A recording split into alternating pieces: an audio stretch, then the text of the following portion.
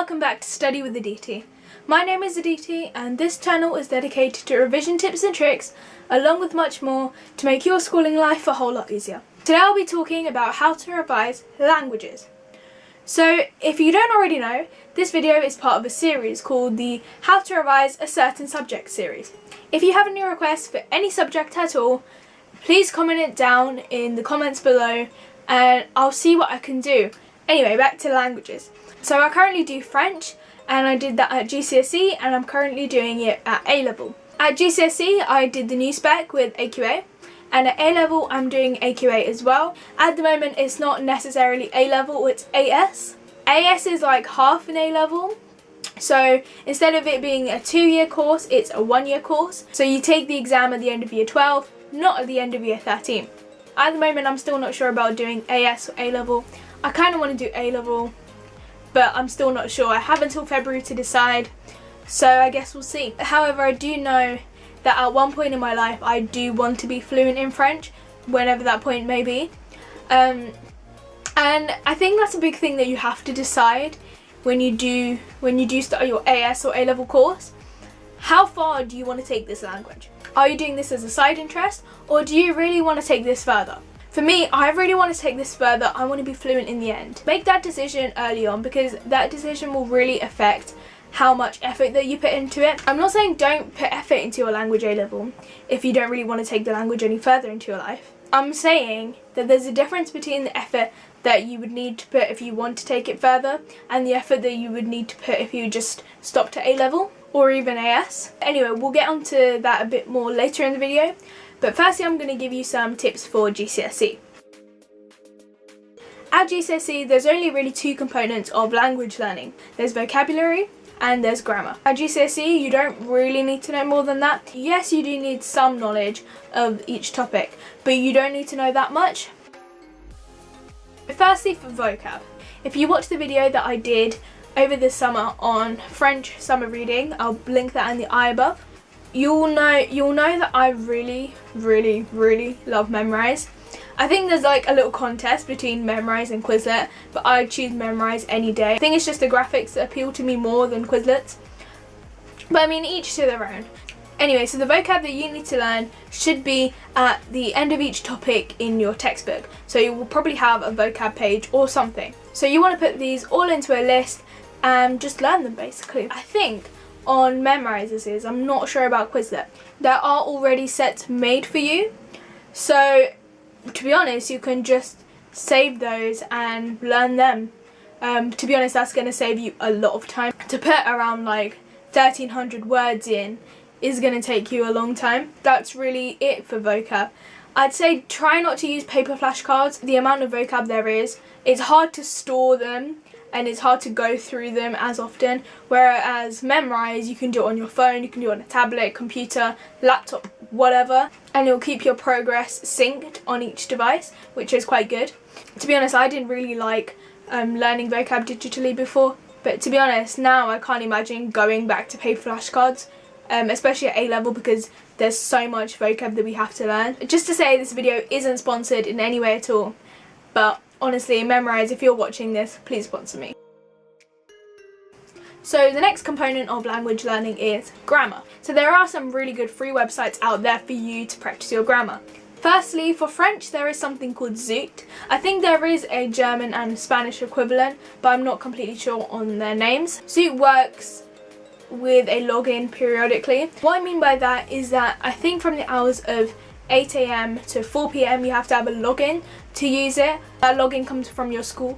But if you don't have a login, it doesn't matter because the rest of the time you can use it at home and you don't need a login. So I think that's really good. I personally don't use this website as much as I do with other websites I'm about to mention, but I think it is quite a good tool. The next website is Languages Online.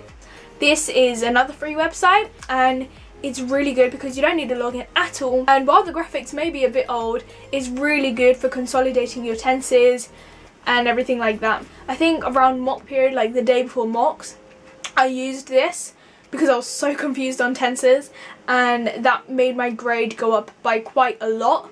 So really just doing some practice on Languages Online is really good. They have things like conditional tense, the present, the imperfect, perfect, everything. So I really recommend that. I still use it and I think it's a brilliant resource.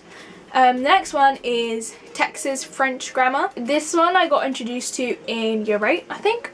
I don't personally use this website, but I think it is quite useful. I've used it in class before, and I think it gives you like an explanation of the grammar aspect that you want to look at, and then it gives you like little exercises underneath so you can do them. It's quite good really. Those are the free resources I mentioned. You can also buy workbooks from CGP. CGP also have a revision and practice book, and at the end of it they have a whole grammar section. So I mean, that is a paid resource obviously, but I mean, if you're really stuck with your grammar, I think that's a good way to go. So yeah, really, if you have the gist of each GCSE topic, you know all the vocab, you know all the grammar, you're good to go really. I mean, there's nothing much more to learn than that. You may want to do some reading practice, some listening practice, do some of the oral cards perhaps. Even if you're just doing it to yourself, you don't really need someone there with you. It's just about speaking spontaneously and really just getting into the gist of speaking French. Also, writing a bit would help, and maybe even showing your teacher your work and getting them to correct it. Those are really the tips for GCSE. So now for A-level. I'd say the jump between GCSE and A-level isn't that bad, but I think you still feel it. For example, the first reading task that I got at the start of this year was a lot harder than the stuff that we got at GCSE. I had to look up a lot more of the words. It just took me a lot longer than I expected to do the homework, but thankfully it wasn't just me. Other people in my class felt the same way too. But I think I'm kind of over it now. There are still some bits where I'm like, do I get that, do I not? And it still takes me some time to digest some of the language, but I think it's getting better. One major difference between GCSE and A-level is the extra knowledge of each topic that you need. We have oral practice every week, and I think I've sat there a lot of the times thinking I don't know what to say rather than how to say it. If I knew what to say, I could probably say it in French, but it's more about the content, so you have to know the content. And you've also got to know some statistics. It's more that you actually have to know what you're talking about now. You can't just say anything. Like, what you say has to be factually correct, otherwise you lose marks. One good way for revising for orals would be to create fact files. So at the end of each topic, make a fact file of key phrases and statistics that you can use for each aspect of the topic, so each like subtopic. So if you don't know already, I have 2 teachers for each subject, and for one of the teachers we've just finished French music, and we're just about to finish cyber society with the other teacher. So one of our homeworks was to create a fact file on French music, which had all these key aspects on it. You should make it colourful and revision friendly, and it shouldn't really be more than a page, because then it gets too much. If it's longer than a page, then you've kind of started writing out the entire topic in the textbook, so it's not really useful then. But yeah, I'm going to be doing one on cyber society as well quite soon. So yeah, I think the fact files are quite helpful, but make sure you do make them appealing and quite short as well. And also make the statistics memorable. If there's something like 50%, like 50% is easier to remember than like 17%. Also, the tips I gave for GCSE also apply to A-level. It's just this knowledge is added on as well. So again, for vocab, the memorize, and for the grammar, the free sites or even the CGP workbooks. Make sure you're doing all of them at the same time as well. Just going back to something I said near the beginning of this video, you've got to decide how far you want to take this language with you in life. You've got to decide if you want to be fluent in it, do it at university, or if you just want to be doing this as an extra A-level. That really matters. So you may be asking why that matters, and the reason it does is because along the course you'll get a lot of new vocab that doesn't necessarily apply to the course, and you've kind of got to decide if you want to put that vocab into your Memrise or Quizlet set or whatever.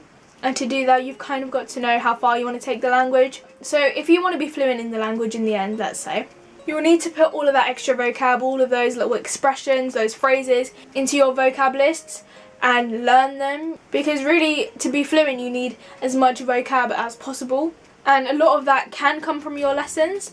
So if you don't understand what anything means, ask your teachers. For example, anything in conversation that comes up in our lessons will go on the board, and that way we can just write it down and put it in our vocab list.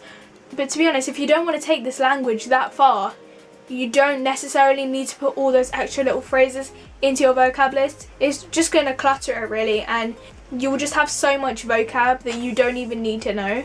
It depends on your decision really. I hope that makes sense.